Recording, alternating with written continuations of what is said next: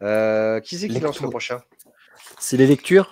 C'est les lectures. Oui, c'est les lectures. Alors j'y vais si tu veux, il n'y a pas de problème. Allez, vas-y, mon grand fou.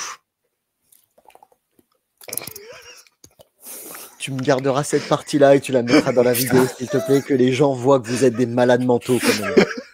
Hein?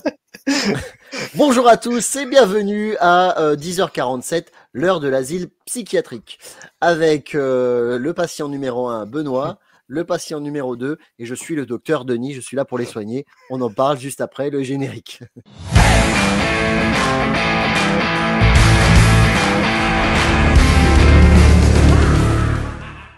Eh bien, messieurs, on se retrouve encore une fois. On se voit bientôt plus que nos femmes.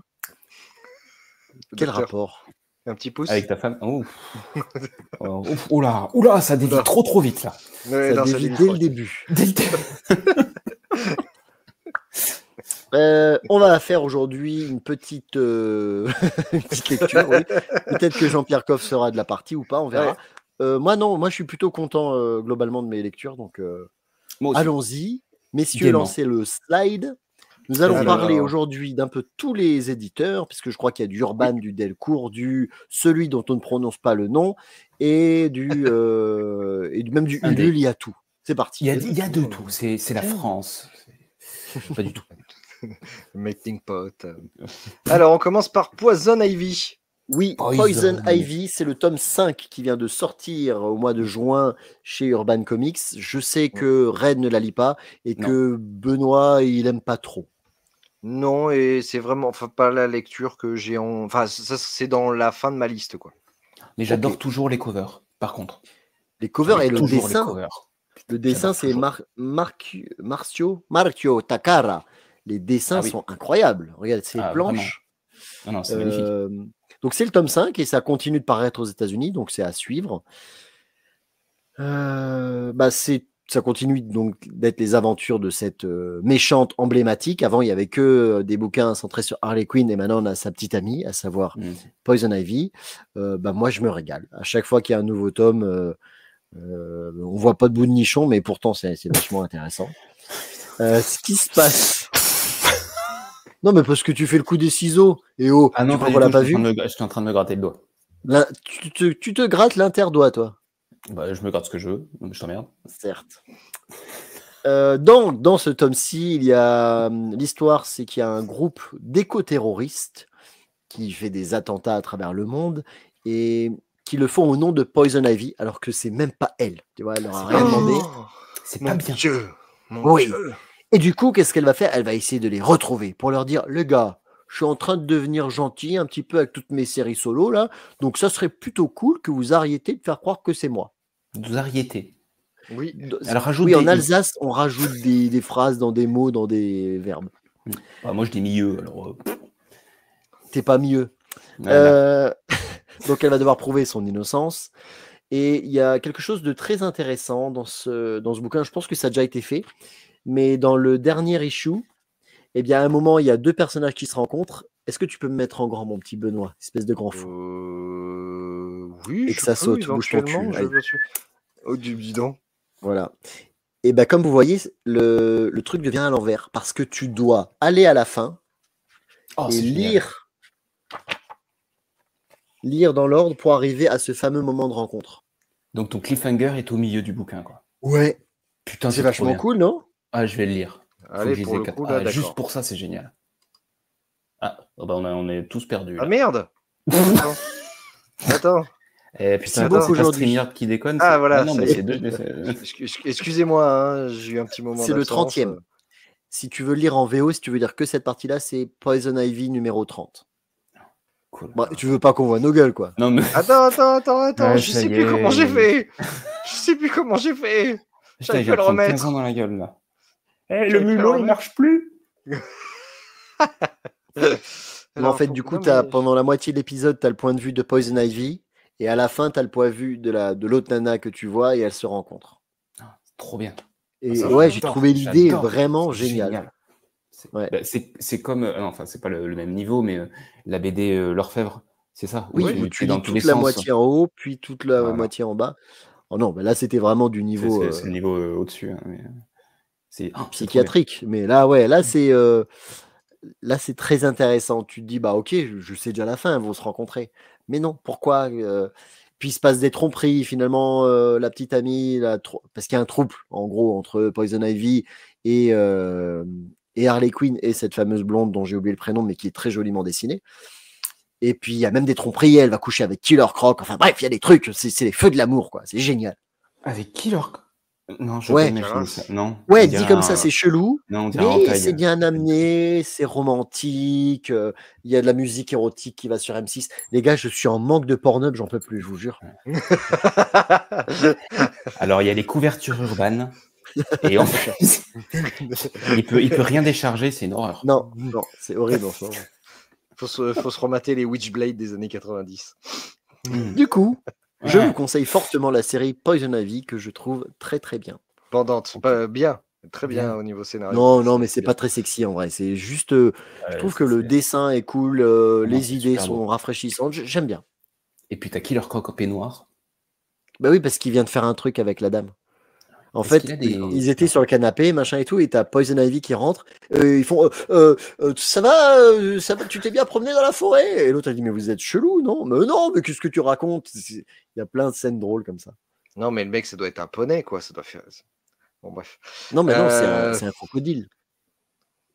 Ouais, mais du Ouais, coup, enfin, je il sais fait pas 2 la mètres- 2 mètres circonférence 10, quoi. de. Il faut prendre son pouce. Et... D'ailleurs, vous connaissez l'histoire d'un mec qui a 5 bits? Son slip ben, lui va comme un gant. Ouais. On ne l'aura pas. Next. Ghost of Gotham.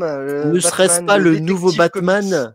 Ne serait-ce pas le nouveau Batman où le dos serait blanc? Ne serait-ce pas ça? Et Tout si, à fait. Et si, mon petit Tout à bonhomme, fait. on y est. Qui l'a lu? Moi, je viens de le finir. 10 minutes avant l'émission, je l'ai Ok, fini. c'est tout fraîche. C'est tout frais. Et toi, Denis, tu pas encore. Mais je sais même pas si je lirai ce truc un jour tant qu'il y aura un dos blanc. Eh ben, c'est dommage.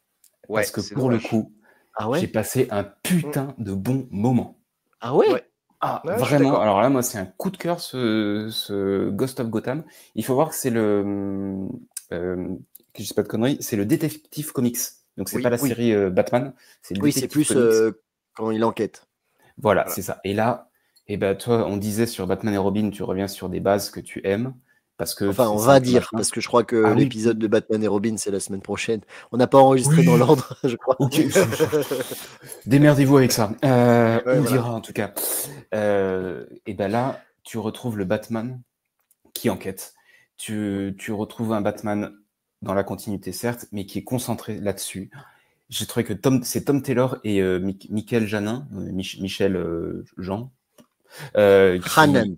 Hanin? Hanan. C'est peut-être un espagnol, non? Bon, Michael, oui, il y a des chances. Michel, Miguel. il est au dessin. Et alors moi, j'aime beaucoup ses dessins, mais je n'aime pas quand c'est colorisé de manière numérique. Ou c'est pas lui qui fait la colorisation. Et là, je trouve que ça, je sais pas s'il le fait à l'aquarelle ou si c'est mieux fait, mais j'ai trouvé que c'était magnifique.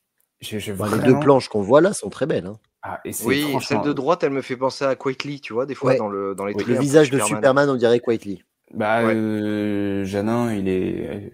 Michel, il est... les faces des persos masculins, ils sont souvent comme ça. J'avais vraiment pas aimé son dessin, par exemple, dans le run, le Batman Rebirth de Tom King. J'avais pas aimé parce que je n'aimais pas la couleur. Je trouvais que ça n'allait pas. Et là... Et puis il a peut-être évolué, ça fait des années depuis. Hein. Peut-être. Enfin, en tout cas, c'est lui qui fait tout. Je sais pas dans les autres s'il faisait tout. Enfin bref. Donc pour moi, c'est un gros coup de cœur avant de même vous dire de quoi ça parle. Ouais, au niveau histoire, c'est Batman. Alors c'est dans la continuité, hein, du coup. Donc on a toujours Vandal Savage qui est commissaire de police. Commissaire, ouais. Et c'est une ancienne on va dire, connaissance de Bruce Wayne qui vient vers lui parce que elle a développé un sérum pour pouvoir, on va dire, le maintenir un peu plus en vie, enfin, ou en tout cas le rajeunir gentiment. C'est pas que du botox. Voilà, et c'est pour les ultra riches. C'est que pour les ultra riches. Et du coup, ils se questionnent s'il va le faire ou pas. Donc il y a toute cette réflexion là derrière. Et en même temps, il y a un tueur en série qui tue des jeunes délinquants. Donc on a Batman qui fait équipe avec Damian Wayne, principalement. On retrouve toute la Bat Family, on retrouve Superman de temps en temps qui vient dire un salut, comment ça va. Et donc il y a on va dire, cette en grosse enquête qui est menée de bout en bout avec un nouvel ennemi. On retrouve aussi le pingouin, etc. Donc il y a quand même des trucs très communs, quoi, enfin normal dans les aventures de Batman. Mais je suis d'accord avec toi, Red, c'est super bien amené, c'est bien écrit. On sent que Tom Taylor, il se concentre vraiment sur cette histoire. Et ouais, non, autant il avait laissé complètement abandonner les Teen Titans et tout, tu sens qu'il était en roue libre. Là, il est focus. On sent que le bonhomme, il a envie de faire un truc bien sur Bat-Tooney, quoi. Ah ouais, et puis il y a toute une réflexion en fait, qui est menée parce que tu as parlé des 2 pans principaux. Et toute l'histoire vient aussi se confronter, on n'est pas sur du Year One comme Batman et Robin dont on parlera, c'est qu'on va revenir aussi aux origines de la mort des parents de Bruce Wayne. Ouais. On va revenir sur ces moments-là, ces éléments avant, et en fait Batman va se questionner aussi tout le long sur la question de la justice. On va voir un Batman qui doute de lui physiquement, parce que au fur et à mesure, on l'a vu arriver, il est moins vaillant, il est moins fort, etc. Donc on va voir qu'il doute de lui physiquement, et on va voir un Batman qui doute de lui sur sa conscience de justice. Jusqu'où il faut aller dans la justice? Est-ce qu'il faut emprisonner? Qu'est-ce qu'il faut faire? Est-ce qu'il faut réhabiliter? Et la question se pose sur ces jeunes. Donc je trouvais qu'il y avait c'était presque politique. Je trouve qu'il y a un engagement politique aussi dans ce bouquin, de la manière dont Batman conçoit la justice, et comment il veut toujours l'appliquer. Et j'ai trouvé que c'était même une prise de position qui n'était pas neutre de la part de Tom Taylor, et comment il amenait Batman à ces réflexions-là. Putain, vous faites chier en fait, j'ai envie de le lire maintenant. Franchement, tu le commences, tu le finis ce soir. Ouais. Cherche pas. Ouais. Bah, il est bien. Dès qu'ils font la surcouverture en noir, c'est pas. Le mec, il est là. C'est un non négatif. Et oui, non, les vraiment, oreilles. avec gros coup de cœur. Oui, c'est ça. Non négatif avec les oreilles. Mais après, oui, ça donne envie. Le scénar a l'air cool, les dessins sont beaux. Tom Taylor, moi, je l'aime plutôt. C'est parti, on verra si ça continue, comment avec eux, etc. Et du coup, ça se passe avant Batman Hush 2. Ouais, j'en sais rien. C'est sorti aux États-Unis avant, pendant, non, c'est sorti avant. J'ai l'impression que H2 c'est une parenthèse, hein. Je pense pas que ça soit H2 c'est sûr, parce que on l'a pas dit au micro, mais bon, les gens qui nous regardent doivent le savoir. Ça a été décalé aux États-Unis parce que Jimmy a beaucoup de retard. Du coup, ça a été décalé de mais un le mois. mec il voyage tout le temps sur son Instagram, il arrête pas de voyager. Attention, tu dis pas de mal de Dieu. Ouais, non mais bon d'accord, mais dessine bordel. C'est vrai. Non, mais c'est vrai, je suis d'accord avec toi. Enfin, je suis pas sûr que ce soit tellement lui le problème, parce qu'en plus, il a des fonctions de président de DC, donc il a beaucoup de réunions, je suppose, et tout. Je pense que le problème, c'est que ça a été annoncé peut-être trop vite. Ils ont dit, bah, tiens, on va faire Hush 2, et Jimmy a dit, oh putain, faut que je dessine. Ils auraient dû lui laisser 2-3 ans d'avance. Vous savez que le Batman de Silvestri, là, le Batman Joker d'Eddie Duo, il a mis 7 ans pour le dessiner. Ouais. Et donc, ils lui ont laissé le temps de le dessiner. Et ça aurait dû être fait pareil avec Hush. Dans tous les cas, ce que je voulais dire, c'est que du coup, ça a été décalé de plusieurs mois. Il y en a un de 1 mois et les 2 derniers de 2 mois carrément. Donc, ça va terminer quasiment en décembre. Et pourtant, la relance, le Batman numéro 1 de Jorge Jiménez est maintenu en septembre. Donc, ça veut dire que ce ne sera pas lié. C'est sûr et certain. Ça va être un bordel niveau numérotation. Est-ce qu'ils peuvent pas arrêter la continuité pour intégrer au milieu du Hush 2 Mais après, vous l'avez dit depuis le début.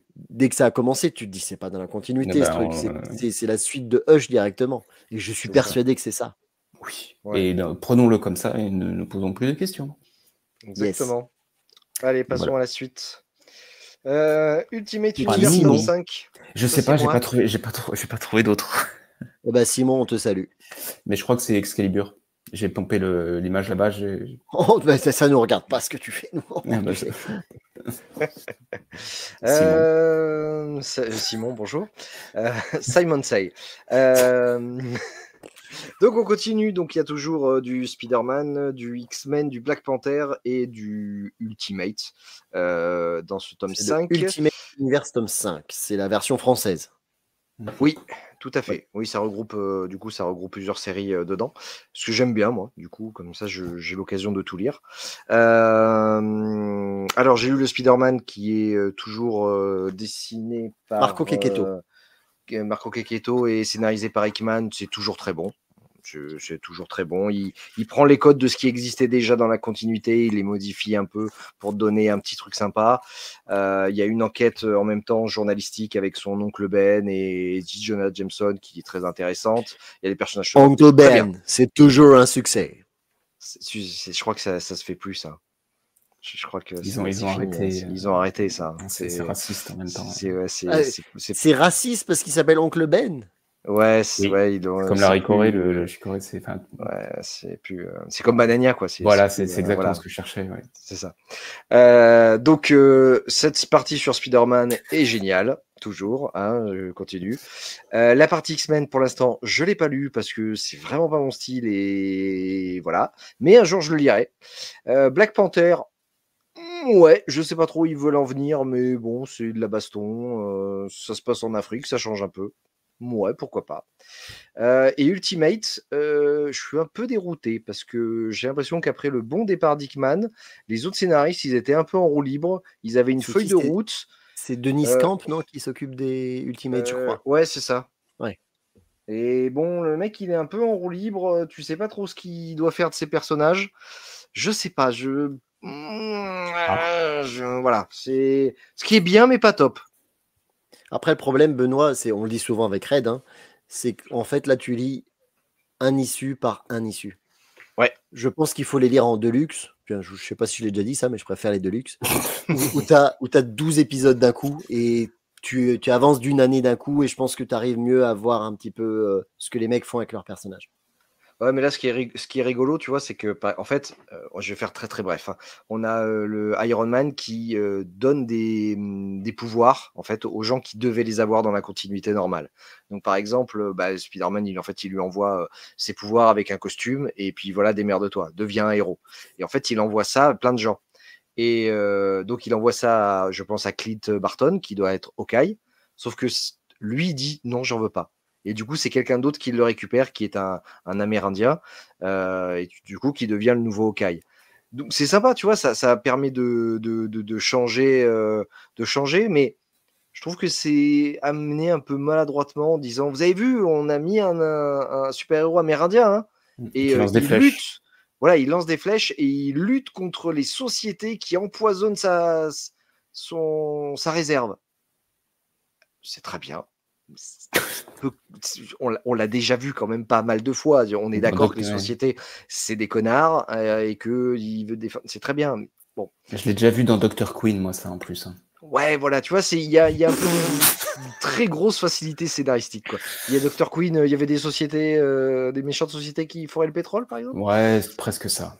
Ouais, d'accord. Okay. Tu parles de Hawkeye d'ailleurs, mais j'ai vu aujourd'hui, ils ont annoncé un petit peu déjà les sorties de septembre 2025 aux États-Unis.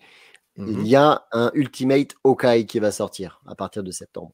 Je ne sais pas si c'est en série ou un one-shot, mais ça sort et du coup, on l'aura en VF en 2026 très certainement. D'accord, ouais, parce que là, du coup, on le découvre avec l'équipe et ils vont faire sûrement un... Non, mais c'est bien. Enfin, après, c'est très bien qu'il y ait un peu de la diversité et qu'ils changent le modèle de ces héros. À la limite, Ultimate, c'était fait pour ça. C'était justement pour avoir une autre version des héros. Et je trouve ça bien. Je trouve simplement que là, pour l'instant, les facilités scénaristiques sont un peu faciles. En gros, leur ennemi, là, dans ce volume-là, c'est Hulk. Bon, il les déboîte. Bon, d'accord, mais évidemment qu'il les déboîte. C'est Hulk. Ouais. Effectivement. C'est pas ouf, quoi. Ouais, il n'y a que Spider-Man qui est vraiment, vraiment bien pour l'instant dans cet univers. C'est l'histoire de 3 nains. Ils sont potes. Et puis, ça fait des années qu'ils sont potes, mais ils ont envie de devenir célèbres. Et je vous l'ai déjà faite, celle-là, ou pas, non? Non. Mais je les oublie direct, moi, après. Donc. Oui, si les gens l'ont déjà écouté, ne l'écoutez plus. Et donc, ils ont envie d'être célèbres. Et ils essayent par tout moyen de devenir célèbres. Il y en a qui disent, mais regardez mes mains. Vous avez vu mes mains? Ok, je suis un nain, mais vous avez déjà vu des mains aussi petites? C'est pas possible. Personne ne doit avoir des mains comme ça. À mon avis, je suis le mec qui a les plus petites mains au monde, c'est sûr. Ah non, mais c'est sûr. Bon, allez hop, il prend un billet de train, il monte à Paris, il va au World Guinness Tour Record dans la tour qui n'existe pas, mais bon, bref, il va là-dedans, et puis il y a un jury, etc. Puis il revient une semaine après. putain les gars, je suis dans le World Record Book. Je suis dans le livre de Guinness des records chez les plus petites mains du monde. Waouh, trop bien, les 2 autres sont contents pour lui. Le deuxième, il réfléchit, il dit, mais, et les gars, regardez mes pieds. Non mais sérieux, regardez. Même les enfants, ils n'ont pas des pieds aussi petits. Je suis sûr, je dois avoir les plus petits pieds au monde. Bon, pareil, il achète un billet de train, il monte sur Paris, il va dans la tour du World Guinness Book, puis il revient une semaine après. Ouais, les gars, je suis dans le World Guinness Book. Ah yeah, j'ai les plus petits pieds du monde, c'est génial. Le troisième, il est un peu dégoûté. Puis il dit, non mais les gars, non mais regardez ma bite. Non mais sans déconner. Mais même un enfant, quand il naît, il a pas ça, c'est un grain de riz. Mais non mais sans déconner, je suis sûr, à mon avis, c'est moi. Il prend un billet de train, il monte à Paris, World Guinness Tour Book Tour. Il revient la semaine d'après, il tient la tronche jusque par terre. Et les autres, ils disent, mais qu'est-ce qui se passe? Ah, vous connaissez pas Benoît. Quel enfoiré. T'as parlé à Angélique, toi? Mais il me semble que je te l'avais déjà faite, non? Ah, je sais plus, peut-être. Dites-nous dans les commentaires si on a déjà fait des blagues comme ça, des vannes. C'est possible. Ça me dit rien, c'est de l'inédit. Elle est de bonne facture. Hein. Elle est de bonne facture. On va parler de Old Man Logan, justement, puisqu'on était de chez Marvel. Ils ont sorti le tome 2, donc c'est pas le Old Man Logan de Millar. C'est un Old Man, enfin, c'est le même personnage, mais c'est quelque chose qui est paru beaucoup plus récent. C'est en 2011, je crois. 2016, je dis n'importe quoi. C'est paru en 2016 aux États-Unis. Donc c'est ce fameux Old Man Logan qui est avec comment s'appelait le crossover? Non, c'était pas un crossover. Toutes les planètes explosent entre elles. Secret Wars, c'est ça. Où en fait ils ont gardé plus qu'une continuité de la Terre 612, mais ils ont gardé certains personnages emblématiques, notamment Miles Morales qui était dans l'univers Ultimate et Old Man Logan qui était un petit peu dans sa propre continuité. Alors si je dois chipoter, c'est l'univers 616 et pas 612. Mais après 616. Non mais tu as raison de. Voilà, c'est moi qui suis mauvais sur ce coup-là. Et donc, il vient dans notre temps. Et il arrive avec les X-Men que nous on connaît, sauf que lui, il est vieux. Et ça tombe bien, c'est à ce moment-là que Wolverine était mort dans la continuité 616. Oh, bah ça tombe bien alors. Tiens donc. Dans le tome 1, du coup, c'était le bordel, il arrivait, il comprenait pas ce qui se passait. Là, maintenant, il sait qu'il est dans une autre continuité. Et il va essayer, vu qu'il est dans le passé, il va essayer de retrouver sa femme, puisqu'il était marié à l'époque, et elle est décédée dans Old Man Logan. Puis il se dit, bah tiens, maintenant que je suis dans le passé, je vais la retrouver. Bon, il s'avère qu'elle a 6 ans à ce moment-là. C'est pas ne vous inquiétez pas, il va rien faire avec, c'est pas dégueulasse. Mais voilà, il retrouve sa femme, sauf qu'il est poursuivi et traqué par des... pas des tueurs en série, mais des tueurs à gages. Des agents des impôts. Je pense que c'est des tucs. Tu sais, des les tucs. Ah ouais, c'est le cholestérol, ça. Hein. C'est ça. Pourquoi ça a coupé quand j'ai dit tueur à gages avant qu'on sache par qui il était poursuivi, donc on a imaginé. Ouais, des gens, voilà. Dont Deathstrike qui est là. Bref, du coup, tout le monde lui court après, puis alors c'est le bordel parce qu'il est revenu chez voir sa femme, mais c'est le bordel avec sa femme. Et du coup, lui, il va se venger, il va aller au Japon pour les retrouver, et il se passe plein de choses, et c'est un excellent tome. C'est Jeff Lemire au scénario. Ok. Et c'est... Je sais plus comment il s'appelle, Sorrentino au dessin. Pareil, je sais que vous aimez pas trop. C'est un mec qui est très, très graphique. Qui fait des dessins avec les cases. C'est pas dans celui-là où il doit pourchasser, il essaie de tuer Mysterio? Ou c'était dans le précédent? Ou je sais... Ça me parle pas. Ah, tu vois, genre, il écrit le reste. Oui, il écrit Toom et il fait ses dessins dedans, quoi. Non, c'est génial. Ouais. C'est génial. Pour ça, je trouve qu'il est génial. Et ça. Mais attends. C'est pas un 100% ça? Qu'est-ce qu'il écrit? C'est un 100% ça? C'est un 100% ça? Il est fin, hein? Il est fin pour un Deluxe. Et c'est vrai que c'est un choix bizarre parce qu'il n'y a que les numéros 5 à 13 dedans. Oh, c'est pas large. C'est un 100%. Hein. Mais tu vas fermer ta gueule, c'est un Deluxe. Tu t'es fait carotte, c'est tout.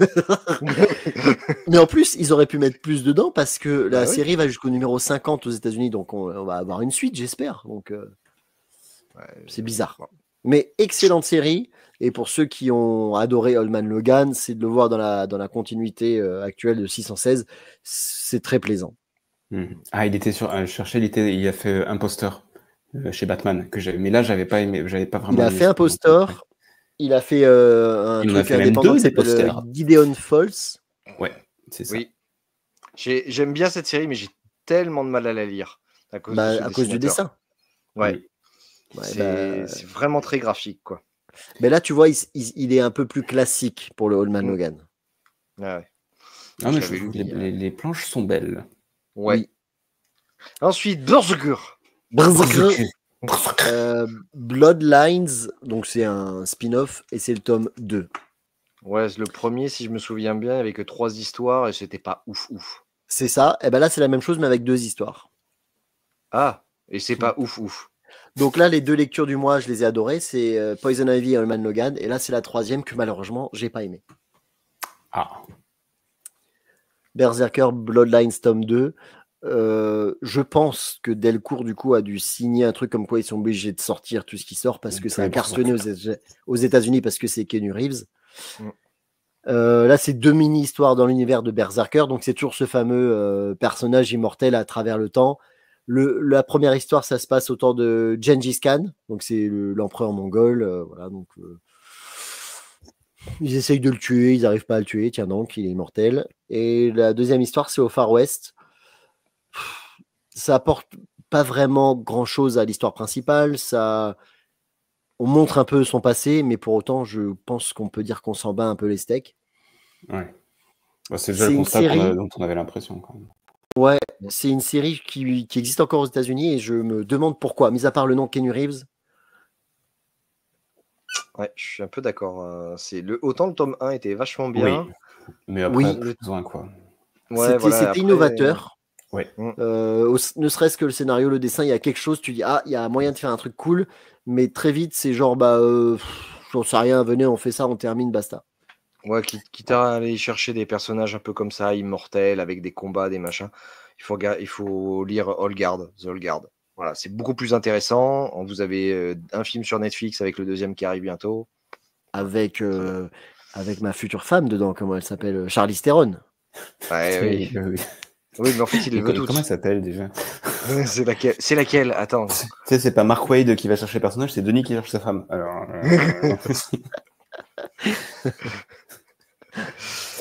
Héritage. Allez, on termine là-dessus. Que Benoît et moi, nous avons lu. Oui, on a reçu ça. Oui. Il n'y a pas longtemps, il y a quoi, hier?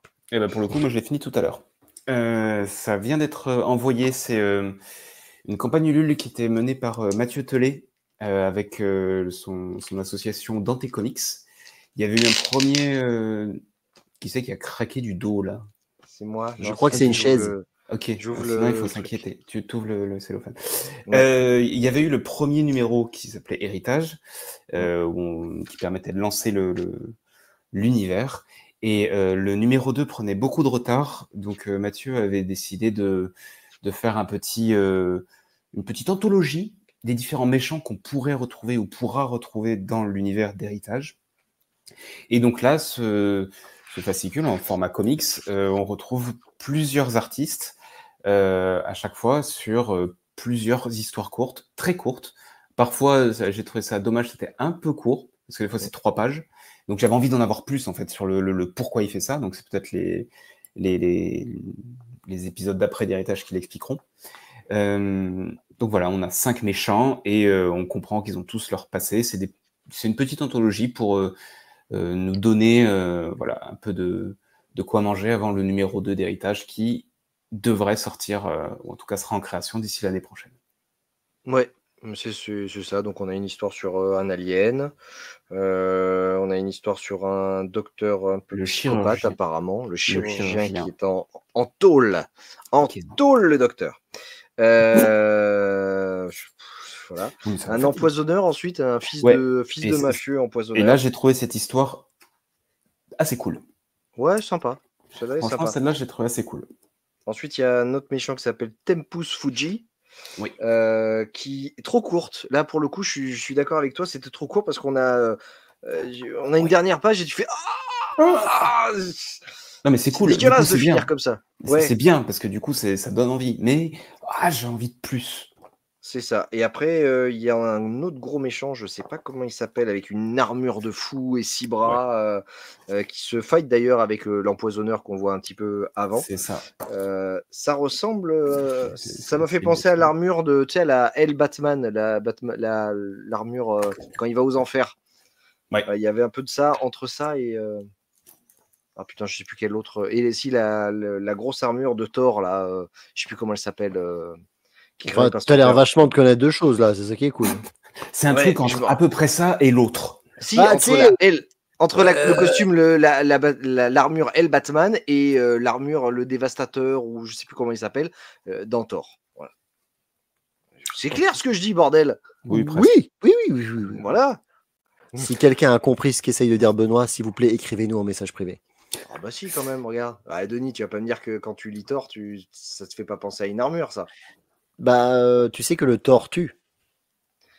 Ouais. Ça, c'est dessiné par Florian Mollet. Ah ouais, vous faites genre, j'ai pas fait de vanne, carrément, vous en êtes là. Oui, maintenant. non.